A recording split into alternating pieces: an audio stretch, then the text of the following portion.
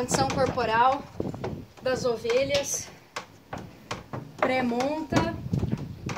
Então, estamos passando aqui um grupo de ovelhas. Esse é o grupo das ovelhas nascidas em 2013. Basicamente, o que eu faço é fazer a condição corporal aqui. Faço a condição corporal na ovelha.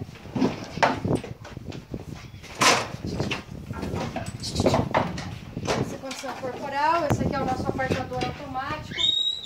Então, ó, essa daqui está com score, essa está com score 3.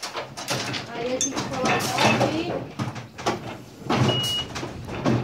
Ela é pesada e ela vai para 3 diferentes lados, né? A gente tem uma adaptação aqui baseada em condição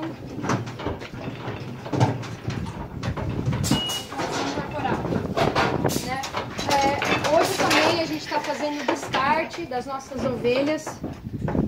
E o descarte é feito por desempenho automático. Então aqui nesse microcomputador eu tenho as informações desses animais, desempenho zootécnico nos últimos 2 anos, né? Como essas ovelhas são nascidas em 2013, elas têm 2 anos de desempenho zootécnico.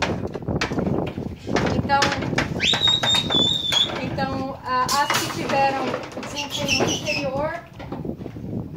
desempenho inferior, a gente descarta.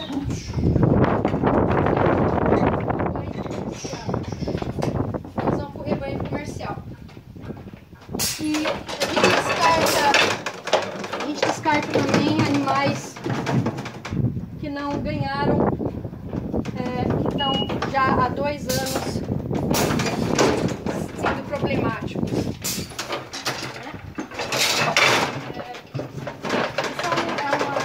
Uma prática muito comum aqui na fazenda. Faz isso 4 vezes ao ano. Então essas ovelhas vão para monta. Mês que vem. E aí a gente já faz essa condição corporal aqui. As que estão com 2,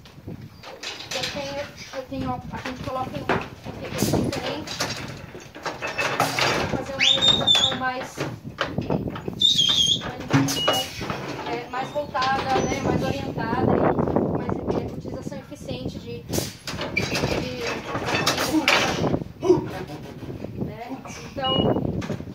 Então é isso. Obrigada aí por estar assistindo e até mais, pessoal. Até amanhã. Amanhã eu volto com mais.